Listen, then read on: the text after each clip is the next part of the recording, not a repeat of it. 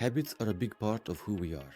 What we do out of habit makes up a large portion of everything we do. In fact, it's believed that up to 70% of our waking behavior consists of habitual actions. People are very different from one another.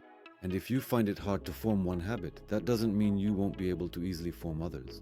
They say it takes 21 days to form a habit. Some say 18, some say 21, others say 30 days, and some even say 60 days. So which number is correct? Does it depend on the habit a person is trying to form, or on the person themselves?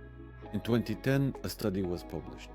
It found that for the same habit, different people might need anywhere from 18 to 254 days to form it. That's why I want to take scientific data on how the nervous system learns and uses neuroplasticity, and apply it to habit formation, maintenance, and, if desired, to breaking certain habits.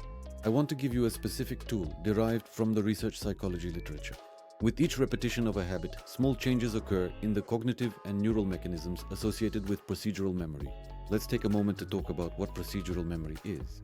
In the neuroscience of memory, we distinguish between episodic memory and procedural memory. Episodic memory is the recollection of a specific set of events that have occurred. Procedural memory, on the other hand, is the retention in your mind of the exact sequence of actions that need to take place. To achieve a certain result, think of it as a recipe or a protocol. In the context of training, this could be sets and repetitions, a specific route for running or cycling, the number of laps in the pool, and exactly how you swim them. For anyone trying to build new habits, it's very helpful to switch into procedural memory mode. This helps overcome the barrier we call friction limit. How do you do that? A very simple visualization exercise. You don't even have to close your eyes. Usually, when people hear visualization exercise, they imagine sitting in the lotus position with their eyes closed, trying really hard to visualize something. There's no need for anything like that. It's enough to simply go through in your mind a very specific sequence of steps needed to perform the habit. I'll give a simple example, but you can apply this to anything. Let's say I want to develop the habit of making a cup of espresso for myself or someone at home. I simply go through all the steps in my mind. Walk into the kitchen, turn on the coffee maker, get the coffee, and go through the entire process from start to finish. It turns out that even such a simple mental exercise, done just once, dramatically increases the likelihood that a person will regularly perform this habit. Not just the first time, but in the days and weeks that follow as well. The literature on this subject is very convincing. Now, I want to talk about the second, and in my opinion, the most powerful tool for acquiring and maintaining new habits. This tool is called task restriction, or task framing. The neural circuits responsible for task restriction are the very circuits that allow you to develop any new habit or get rid of any old one. In our brain, there is a set of neural circuits collectively known as the basal ganglia. The basal ganglia are responsible for carrying out actions, go, do it, and for suppressing actions, no go, don't do it.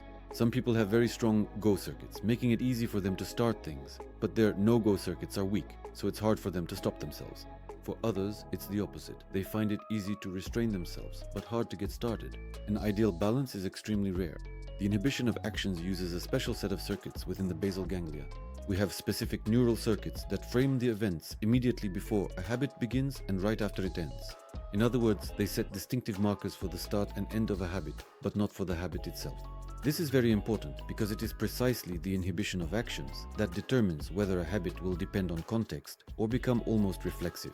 If the action-inhibiting circuits around a particular habit are very strong, you will perform it even if you slept poorly, even if you're distracted, even if you don't feel like it emotionally, even if the day is completely crazy. For example, brushing your teeth, a classic example. For most people, even after a terrible night, even if everything in life is falling apart, unless there is severe depression, brushing their teeth in the morning still happens almost automatically.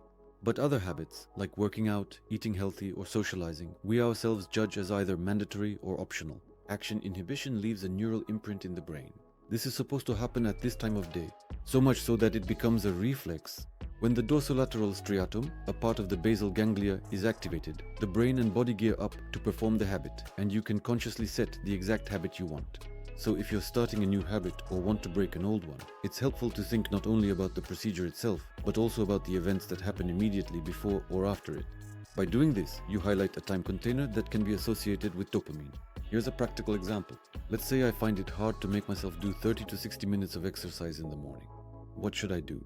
I should positively anticipate both the beginning and the end of the session, mentally prepare myself for the effort, imagine myself going to the workout, and think in advance about how I will feel afterward.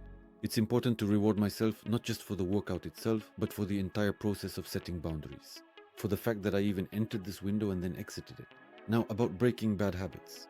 The key point is that immediately after engaging in a bad habit, when the neurons responsible for it are still active, you should immediately perform some other positive action. Not necessarily a direct replacement, but simply any adaptive behavior. This works because you create a temporary link between bad-good, engage other neural circuits, and start to break down the old sequence. A concrete example. You try to work with focus, but reflexively grab your phone and immediately get upset. Instead of just putting it down and going back to work, which you're not managing anyway, immediately get up and do something else, something positive. Drink a glass of warm water or do 5 minutes of breathing exercises. Open a language learning app and do one exercise, anything you personally consider useful.